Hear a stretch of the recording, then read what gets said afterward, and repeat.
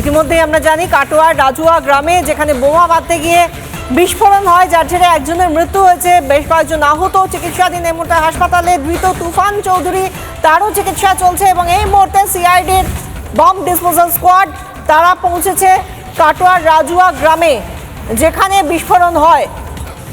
সেই এলাকায় পৌঁছেছে সিআইডির বম্ব স্কোয়াড।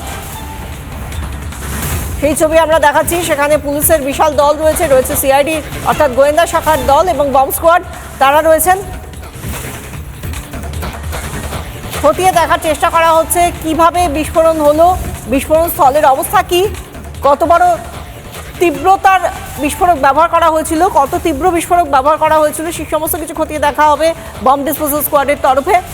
রাজুয়া গ্রামের ছবি দেখাচ্ছি কাটোয়ায়, যেখানে বোমা বাঁধার সময় বিস্ফোরণ ঘটে এবং নেপথ্যে কারণ কি বালি খাদানের দখলদারি, বখরা, এই সব বিষয়গুলো যখন সামনে আসছে তখন এই বিস্ফোরণ, যেখানে ইতিমধ্যে একজনের মৃত্যু পর্যন্ত হয়েছে।